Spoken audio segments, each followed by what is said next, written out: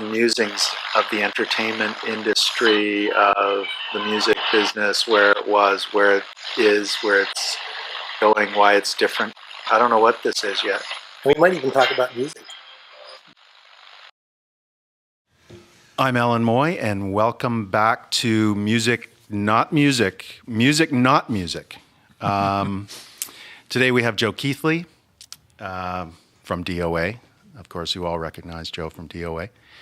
And we're just in it again, the ongoing conversation, over the your time with us here. You meet a lot of different musicians along the way, and today we have Joe. So, Joe, hello. How you doing? Nice to see you. Yeah, nice to see you. Yeah. I've been getting some emails from you recently. Oh, yeah, okay. Very official. Some from the head office, BC Green Party. And I was going to save this and get into it, but I just thought, I've been kind of... I watched a speech today, a press conference from our friends in the South. I watched another interesting excerpt from Jane Fonda. I don't know if you caught. I didn't, but I was aware where she was, Fort McMurray. Right, and in Fort McMurray, which I thought was quite compelling. And, well, you tell me. I'm referring to BC Green Party and your involvement. Yeah, I've been, I ran for the Greens in 96 and 01.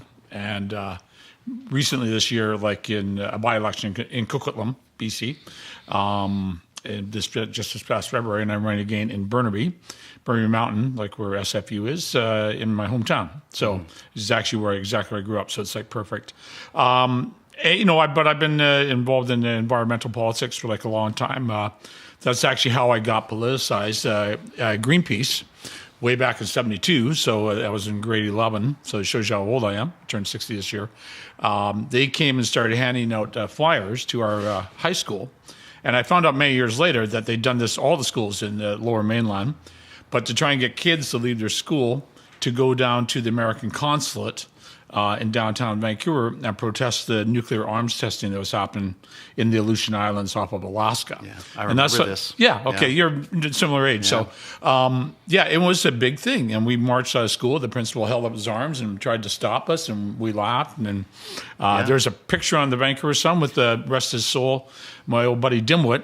Dimwit had taken his bass drum and strapped it on, and he was there leading the parade with a mallet and his bass drum for this thing. So myself, Brian Goebel, rest his soul as well, Jerry Hanna, and myself, that was basically the start of getting involved in politics. Mm-hmm. So here I am 42 years later, or 43 years later, running for the Green Party again. Mm-hmm.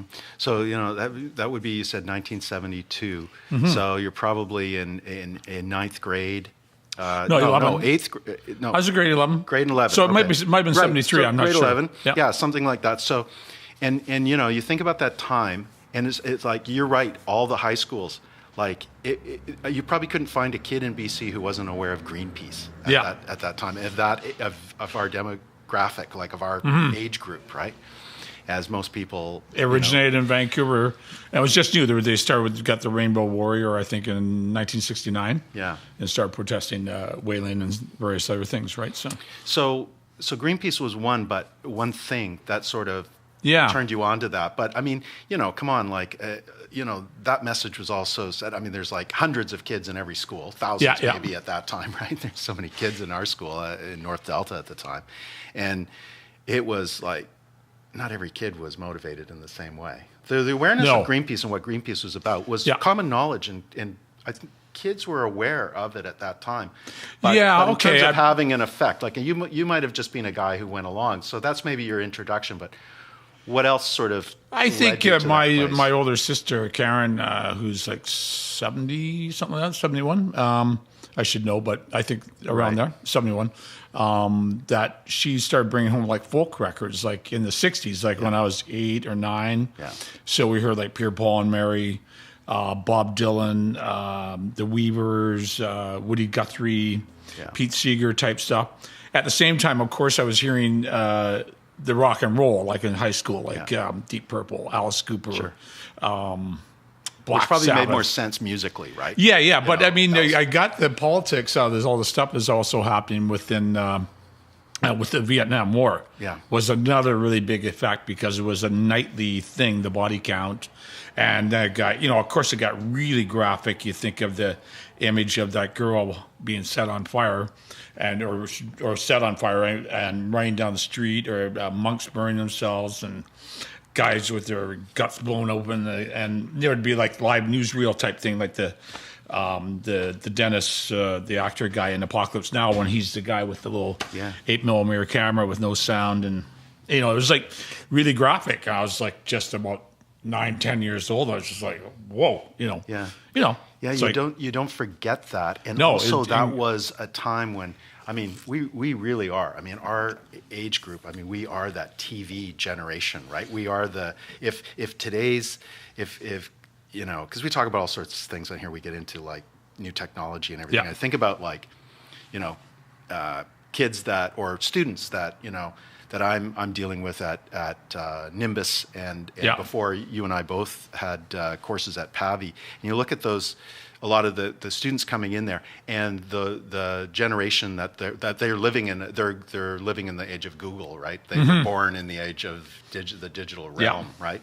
But that time had such a big effect on us, where we're seeing these things. I mean, you were actually seeing real time information on television, that new technology and that reporting of like it had never happened and before. I don't think it wasn't as distorted as the news is now. Yeah, it was pure in the sense of this is an image, we just shot this now we're delivering it to your living room. Think of the first Iraq War, like in '90 with George Bush Sr.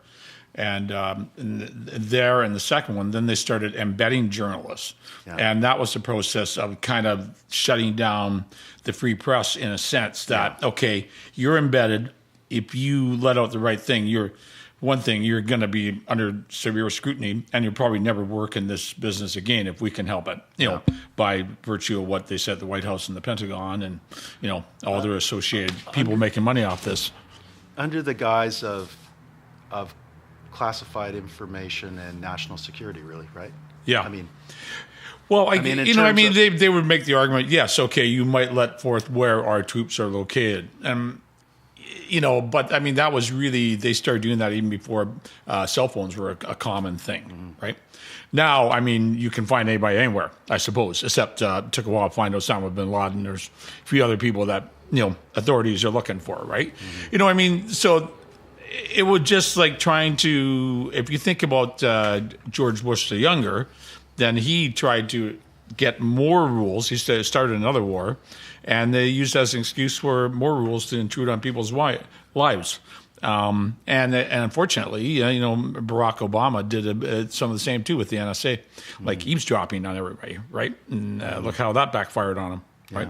Now we have Donald Trump as president, who would probably take this about 6 steps further if you think about the way. Well, it feels that way. Yeah, he hasn't done it yet, but Yeah, it feels like we're sort of bracing ourselves for that. I just getting back to that television time of those impressions, like in your a time when you're seeing those impressions, like all of us. And, it's sort of a pop culture impression. Like for me, I remember distinctly JFK's assassination. I remember being in first grade. Yeah. And I remember the principal coming into our class. We didn't know what was going on. And he was basically dismissed the school and told us to go home. Our parents would explain. He mentioned something to the effect that, our friends to the south, as a great man, as being...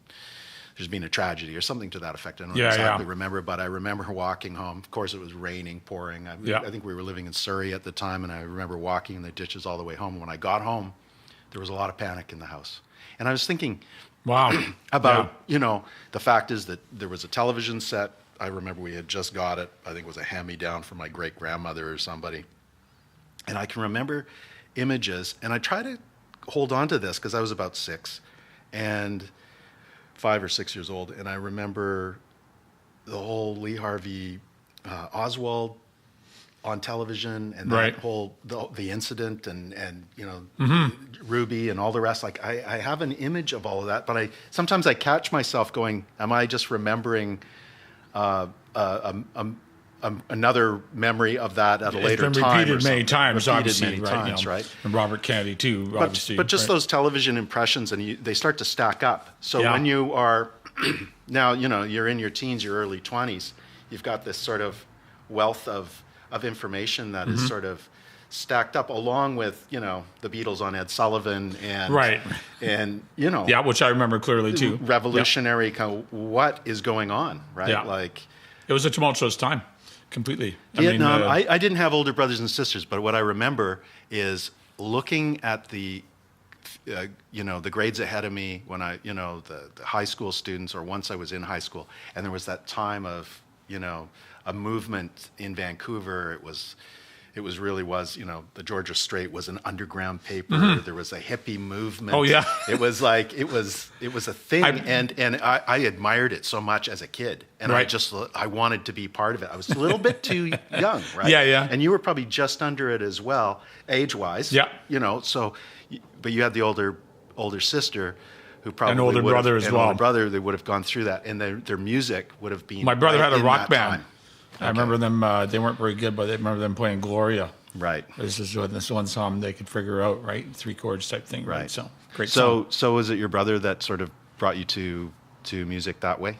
Or did you just Not sort of- really. I think it was just like listening, and music was everywhere, and it was so popular. It was so indelible. Like when you saw stuff, like you said, the Beatles, but later on, even like because I was probably about 12 or 13, they started hearing about Jimi Hendrix. And I was just like, to this day, he's still my favorite, right? It's like the real, to me, like a real inspirational guy, like Muhammad Ali type thing. And but people were afraid, like the older generation, going like you say, this is crazy what's happening with the war, and what's happening with the assassinations. Martin Luther King, JFK, RFK. And people resisting the draft, being arrested, shootings at Kent State, Richard Nixon declaring that he's going to get law and order. Yeah. It's just like a mind-blowing, like 5-6 years condensed, right? And it had a super impression, well, on me for sure, and obviously on you too. But that's, as I say, it's the Greenpeace thing that got me started in politics. But the setup was there. The setup was there for sure. Like it did, because I've been watching this stuff, the war, since I was about 8. Right? There's a certain authoritarian sort of, I don't know, I guess it was left over from post 50s. Post 50s or something. I don't know. I remember having a 6th grade teacher, and music came up. Yeah. And this particular teacher was a rather stern guy, and I remember him. He talked a lot about drugs. Talked a lot about how he used to ask us point blank, are we planning on using drugs, etc. Right. Oh, okay. And then there'd be the odd smart ass in the class who'd go like, I'm going to be doing drugs, so they were like put aside.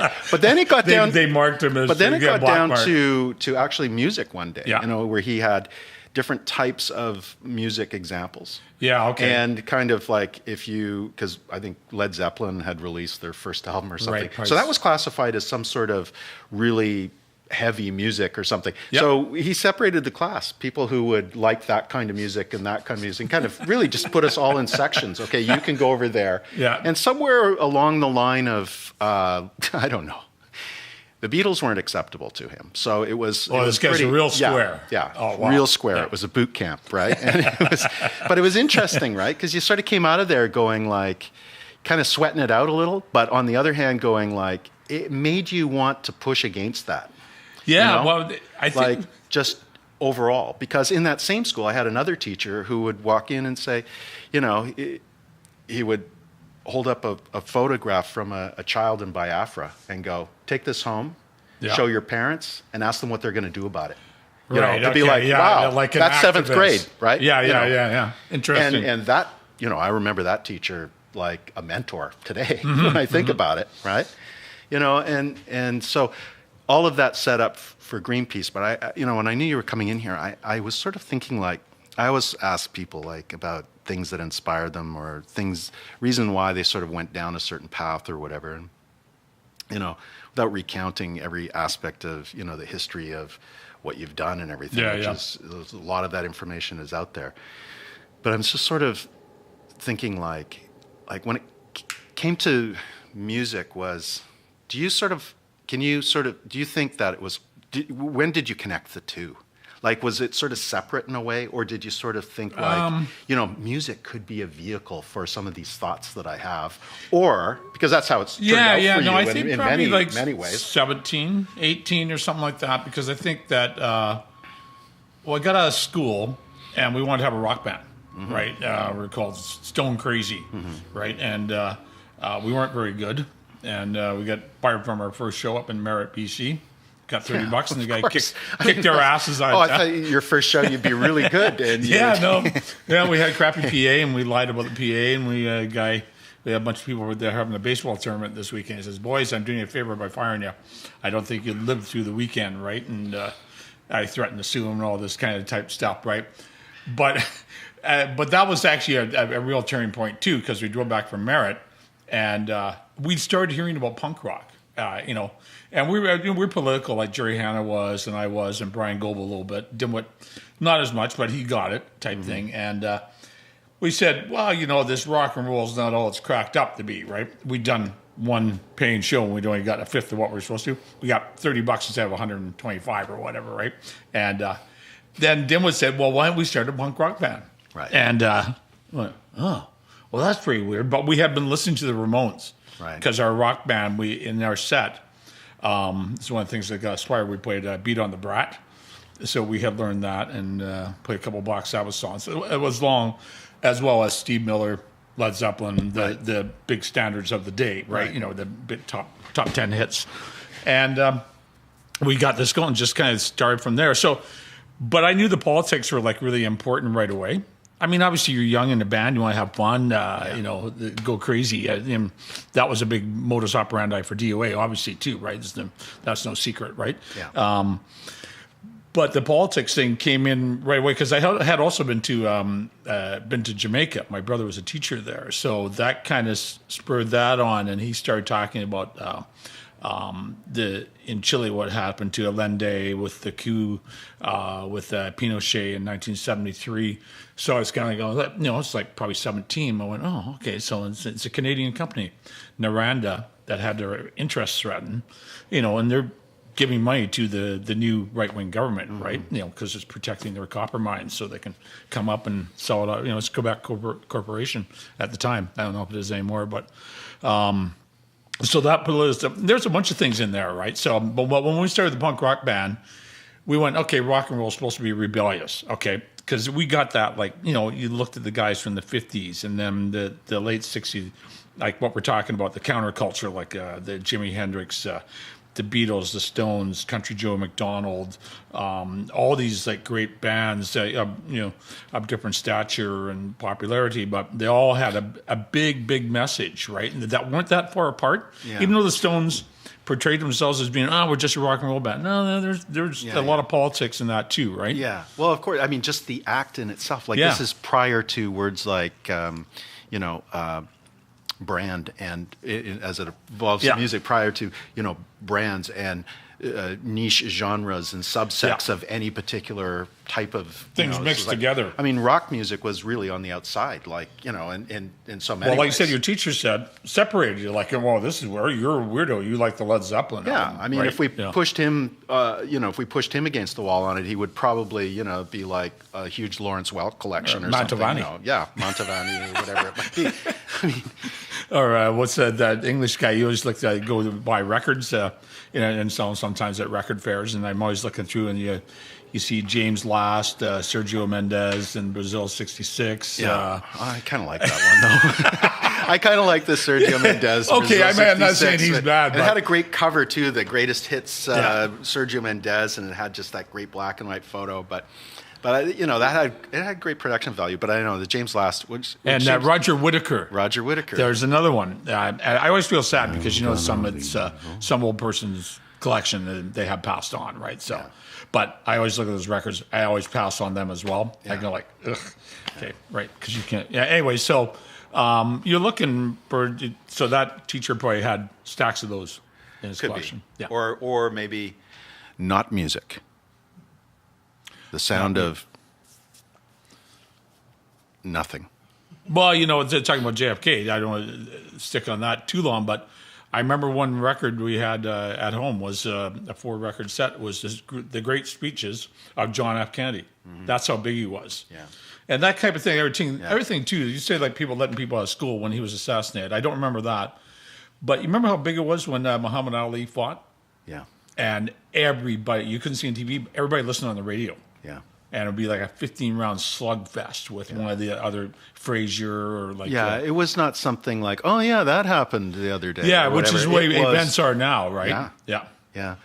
But I mean, that's it. Like, there was, for those who could afford them or people, because I remember when, so we're getting so old, but when a household didn't have a television and, the radio, I remember dramatic soap operas still on the radio. I mean, there's very early memories. I was probably like crawling on the floor. Right. But there was that carryover, that transition in the 50s, right? And early, 50s and the 60s, it was a relatively new thing, right?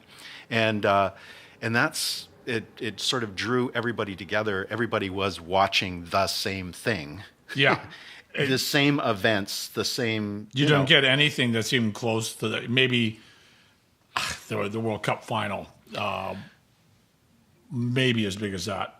Maybe a Super Bowl, like a tenth of that, right? Yeah, or a hundredth of that. And you also didn't have 468 channels and internet and all the rest. So you're watching one. Limited your choices. Yeah, limited your choices. And we talk about the music business and the changes in the music business a lot in these segments. And, it always comes to that, right? Because, the whole idea of, when we're doing these classes sometimes too, we sort of talk about, who controls the distribution of music at this point. And, as a label owner and a person who's put out a lot of music, your own music by other people and everything, the access to distribution has changed completely. I mean, it's here. Yeah, you have the as much access as anybody else, and probably to design exactly where you want it to go. I mean, marketing it and letting people know about it is still a huge challenge.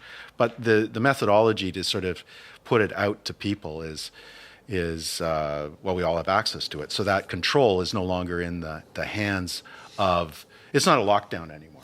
The record companies. Yeah. Like the big record companies they controlled everything.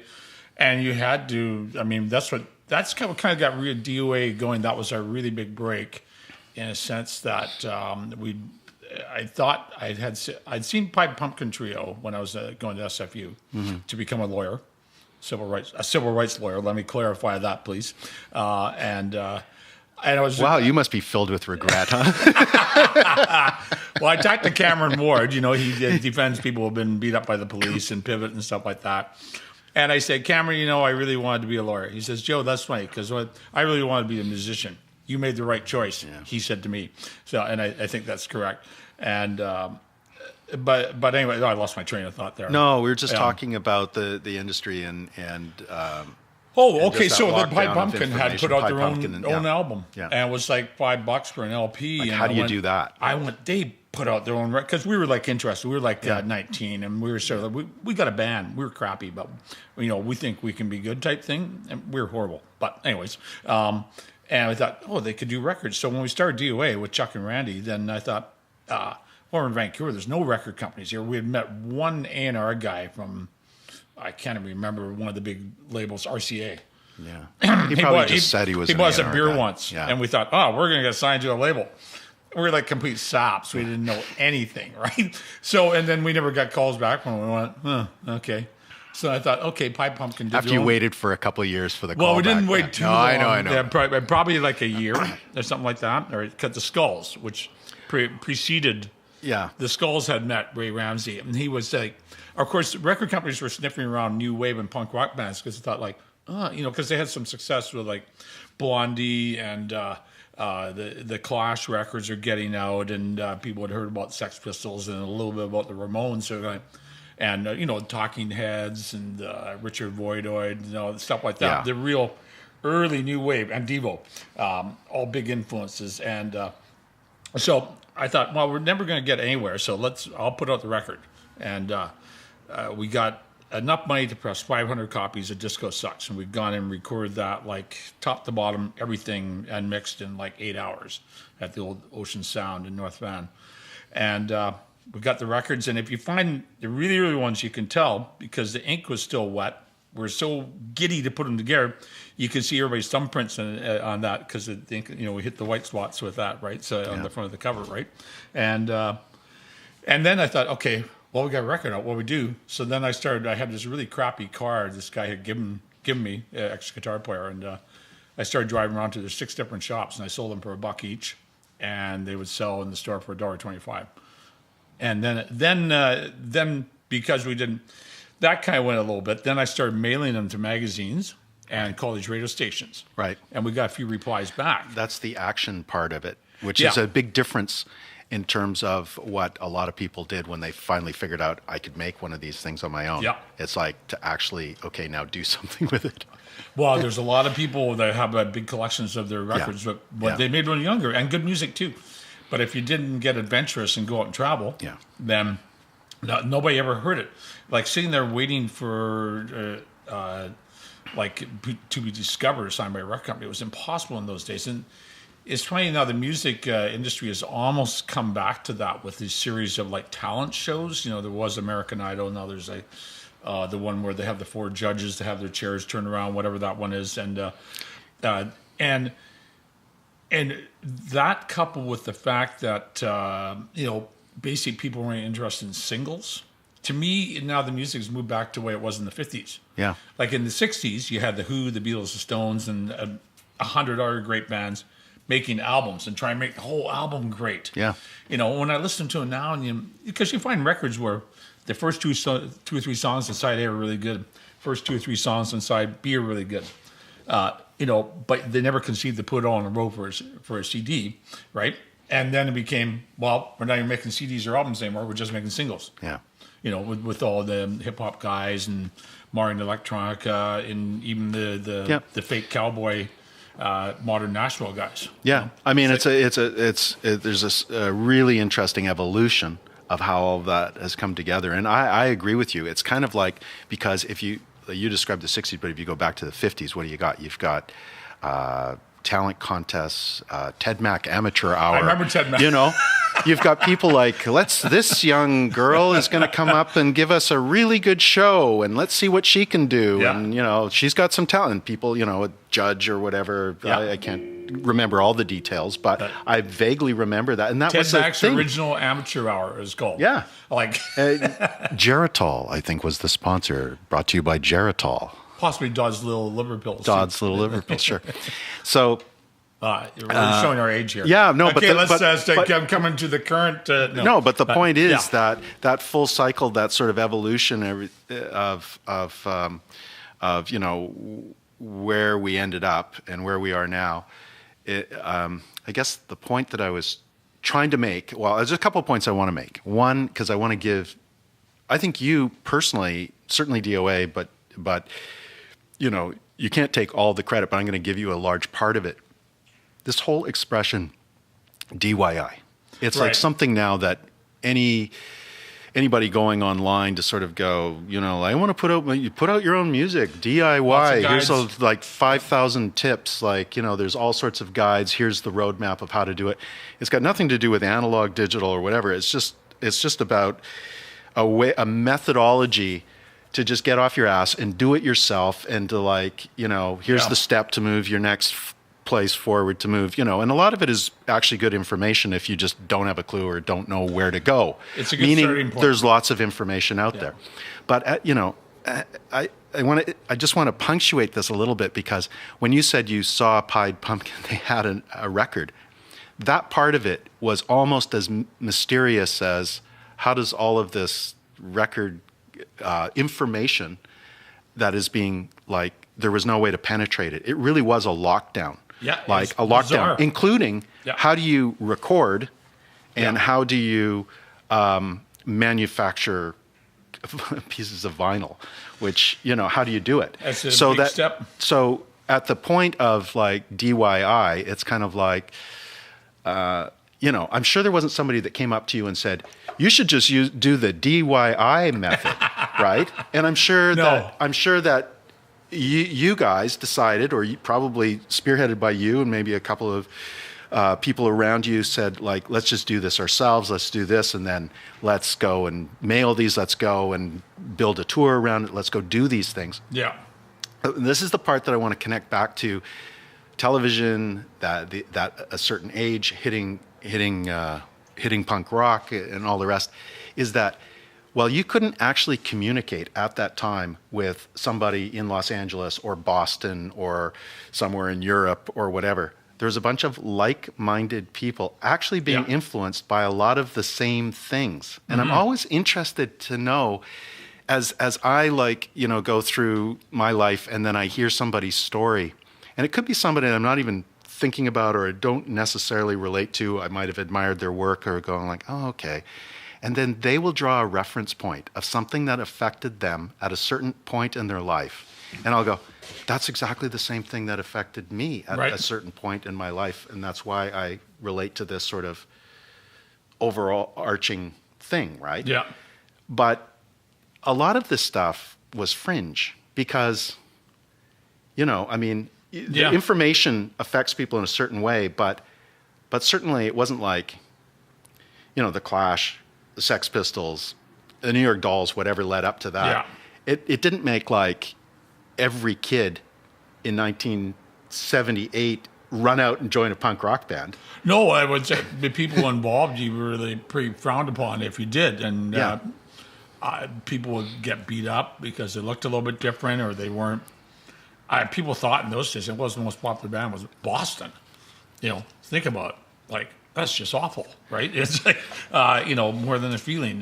So I think that there was, it is amazing when you go through that little period between about 75 and 79, maybe 82, depending how far you want to stretch it, that had a very similar thing, and these little scenes, like little pockets started, there was this little scene in Calgary, one in Vancouver, one in Montreal, Halifax, Regina, for sure. I met the first guys.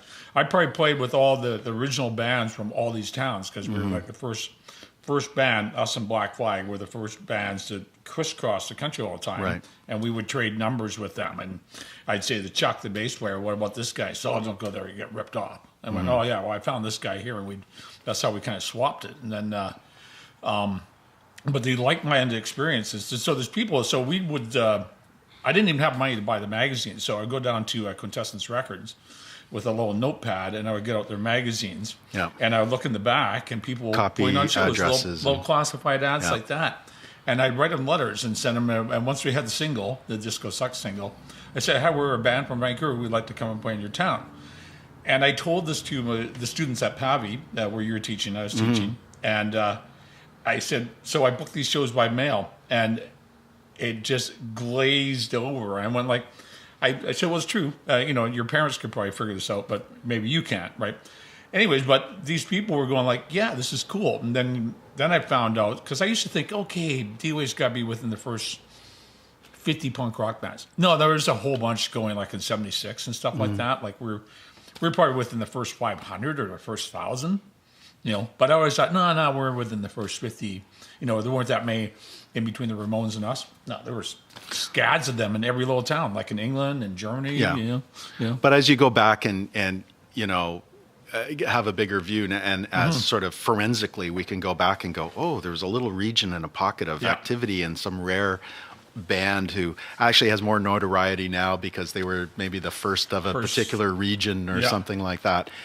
It's just fascinating to me because how that has sort of like that whole thing has evolved, that actually the whole antithesis of the established music, established methodology of distributing music, and it was revolutionized, turned on its head, didn't necessarily feel like there was it was a successful revolution in a way, No. but then co-opted it like maybe that's too strong a word, I don't know, Yeah. but basically became a genre and became like something that you would expect.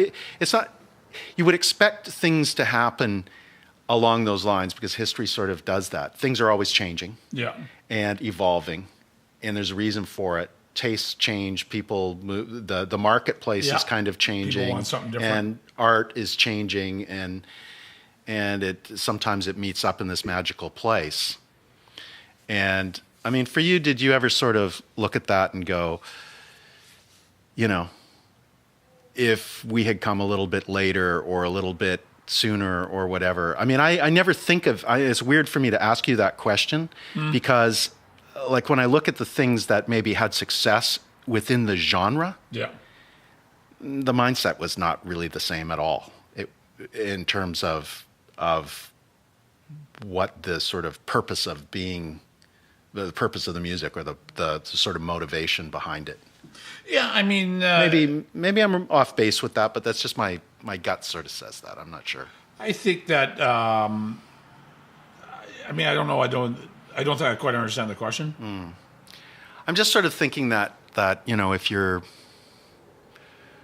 Green Day or something, like, okay. I mean, I think you would be heavily influenced by a lot of music that probably was 5 sort of generations behind you. Absolutely. I think that if you look at all, like say for example, the grunge thing in Seattle, like for example, like Nirvana, Soundgarden, Screaming Trees, Mudhoney, all that, and some of the bands were more successful than others, obviously, right? But all those people were going to see Black Flag, DOA, Husker Du, whenever that they came through Seattle and got an idea, okay, that's how you do that. They were like 14, 15 years old, and the guys in the bands like me and Bob Mould and Greg Ginn were all like 25 or 26 or whatever. Right. And they got this influence in so to me that's one big thing that you're talking about the music industry being so locked down, but so if you take a band like Nirvana, I think that's like the key band in the fact, because previous to that, all the bands had to sound like your parents' generation's bands. Now, I think the Beatles and the Stones and the Who are all great bands, but anything that sounded like more rough edge, like on the punk rock, replacements, Husker Du, DOA, Minor Threat, whatever, Bad Brains, that was like, oh, this is like not well produced, not well played. Was in reality was actually pretty well played, right? Yeah, a lot of energy, but it did. The rough edges weren't smoothed out by a Rick Ocasek type producer, or like the guy from Boston, Tom Schultz, right? Or David Foster. I wasn't gonna press the Foster button. But let's Fosterize it. No, beautiful. I was hoping to get into one of his celebrity baseball games back when he used to do them in the 80s, and hoping he'd be playing catcher and just going with a hard slide from third and just take him out and just like, that's what you get for making so many crappy records, right? So, sorry. Well, speaking of sports, I mean, maybe you'd set him up in goal with some with a little less equipment than required. Shaky, like elbow pads. Yeah, I played a lot of hockey goal and a lot of lacrosse goal. And let me tell you, when the kids get bigger and your equipment's crappy, man, it hurts. Like you're just, like why did he have to shoot there? Type thing, right? Yeah. Well, it's music, not music. And this is quite a ramble here. I was supposed to stop and say, this is music, not music. We've got Joe Keithley here today. Joe is, once again, going to be running for the BC Green Party. I wanted to get back to that a little bit. And I also just wanted to talk about the not music stuff. I actually didn't think we'd talk this much about the sort of history of progression of, your music career and counterculture. But counterculture stuff works in this because I kind of wanted to also just, talk to you about, what's important right now. And I also wanted to get frivolous too. And I don't know if we'll have time for that, but maybe you'll come back another time. frivolous, meaning I wanted to talk about hockey, but that's okay. But I wanted to get back to sort of current events or things that you think are important right now, because obviously it's not for you. You've been an activist. You've used music to inspire and I think motivate an audience in many cases, inspire an audience to do some of the things that probably the best politicians do, actually, and that is to activate a constituency to get involved as well along with them, right? And so I know that you do that with your music, and you do that with your everyday life and your professional life. But now that you're once again going to be running, formal politician. Yeah, formal politician. Yeah. Making that decision, was that an awkward decision for you? Was that something that is just like, I always wanted to do this, I was just waiting for my moment?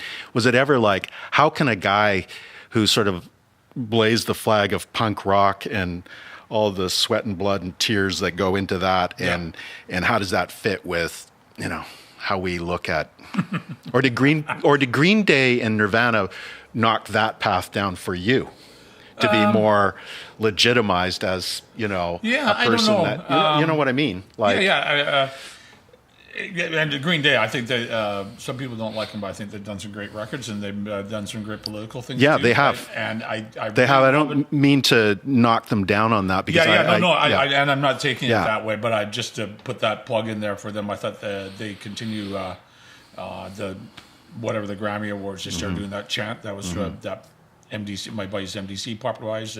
No war, no KKK, no fascist USA. Yeah.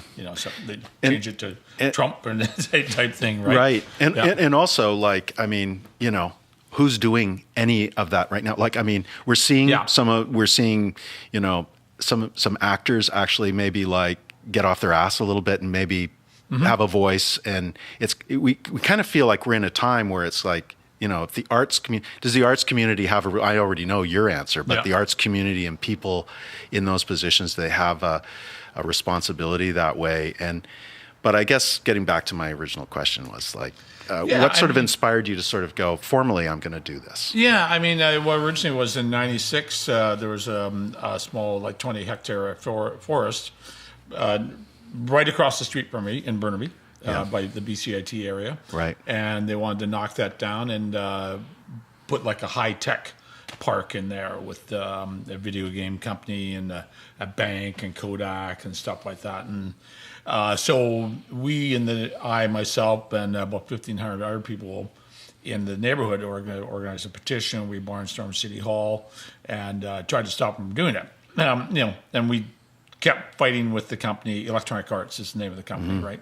And so at that point, a guy from North Burnaby said, "Hey, Joe, why don't you run for the Green Party?" And I went like, "Yeah, right." I laughed, right? And then about 2 months later, I kind of heard about the Green Party again, and went like, "Well, that's pretty interesting." I mean, and it was pretty low-fi. They gave me, I think, 5 signs or cost signs that just said Green Party. Right. And that was my advertising. I made some flyers, and I ended up bribing my 2 oldest kids, who were like 6 and 8 at the time, paid them off with candy to come around and hand out flyers with me around the neighborhood. Right. Sounds pretty grassroots. Yeah, it was. That was my team, right? Yeah. And we had I don't think we spent $20, probably $20 on candy, right? And I attended debates, and 3 or 4 of them did pretty well, and because I knew what. No, I think I know what I'm talking about with a lot of the issues that affect Burnaby, BC, and Canada then and now. In 2001, I did it again more formally, and ended up doing really well. And I got out of it for a while because I just thought, okay, Green Party was too disorganized. And then a couple years ago, I went to the Green Party, BC Green Party convention in Nanaimo, and I was amazed how far I had gone. They had regrouped. In that 12 years absence of my not being a member, and my also at the time trying to run for the NDP, which is a whole nother kettle of fish, right? But I lost the nomination in Coquitlam in 2013 by 5 votes, right? So, the party didn't want me to run there, so they actually didn't want me to run anywhere. So, but, so I saw the Green Party was organized, and I rejoined, and we have a really succinct, smart leader that knows a lot about Andrew Weaver, that knows a lot about the issues, and I think he's probably the only leader that is honest. I would say, I met Christy Clark. She was a very fun radio talk show host. That's when I met her, and I think she should have stuck to radio, right? And but I don't want to turn this into like a party bashing thing, right? Yeah. Obviously, I'm not fans of the NDP or the BC Liberals, right? But the issues that are important, I really think that we gotta take seriously what's happening with climate change, and obviously we're going to go through like a stressful thing with Donald Trump being president for the next probably 8 years, unless he dies in office or a Democrat pulls off an upset, right? So I think it's if that doesn't happen, I think it's going to be at least 8 years. Mm-hmm. I think there's my message. At least 4, possibly 8 or more. 8 or it'd be like Vladimir Putin to just change the rules, right? So. Okay, we're getting the high sign here. Yeah. Anyway, so so we got to get into like a sustainable economy, and really what that means is that we're going to be using oil for like a long time. That's obvious, right?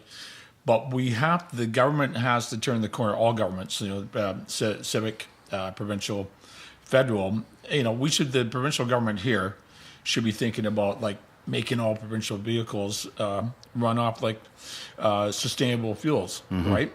Or electric, that kind of thing. Not building a giant Site C dam, spending another $1 billion on a power line to run that power up to Kitimat.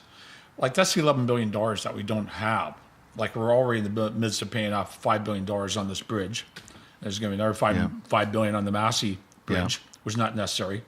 I'm going to a protest tomorrow where the federal government, our supposedly eco-friendly prime minister, they're involved in selling off all the ports in Canada, privatizing. They're involved in selling off all the airports as well and privatizing. And just to come in line with rules with CETA and PETA, with these free trade agreements that we've entered into. And wait till we enter into one with China. Mm-hmm. Now, it's not that we shouldn't trade with the world. We should, right? But creating all these rules and free trade agreements only for the benefit of billionaires and giant corporations is really, we've got the cart backwards completely, right? Okay, look, the one politician I've been really inspired by lately, Bernie Sanders. Yeah. And what did he talk about? He talked about income equality. Yeah. He talked about everybody having a right to education. Yeah. He talked about fair pay for women. I mean, these are...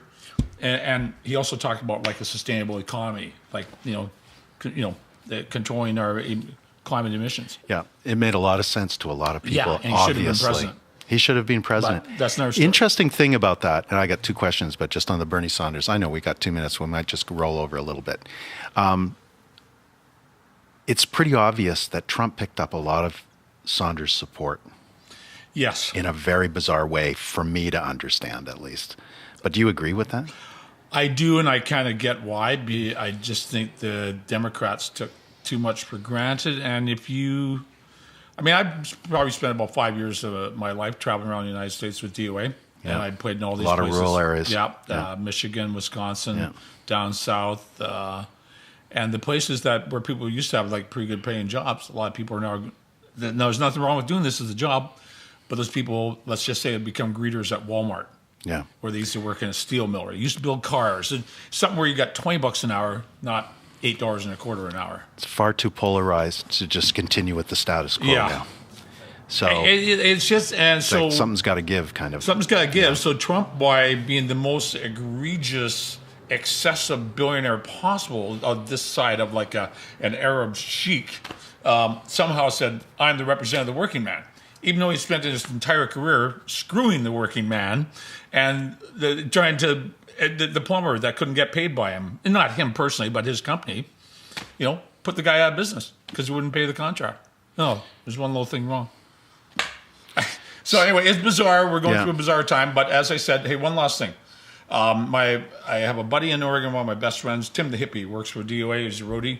And he got really mad at me because the day before the George Bush got elected, or a couple of days before, I said, George Bush Jr., I think he's going to win. And he called me all sorts of names, like, how could you? So to me, it feels like we're entering into that period. You know what? We survived that period. Yeah. Yeah. So, well, that was actually the question. Are you optimistic about the future? People just got to keep fighting. Yeah. That's really the secret. And that's what you're committed to. And that's, I put words in your mouth. That's your passion. Yeah. I mean, that's my big inspiration is like Pete Seeger. And that guy kept inspiring people and doing stuff till he's like 93 and passed on. Right. So. Okay, well, that's it. Okay, it's not like it's not like live television or anything, or maybe the cards drop off. That's what it is. Oh, okay. Okay. Well, thank you, Joe Keithley. Music, not music. Yeah.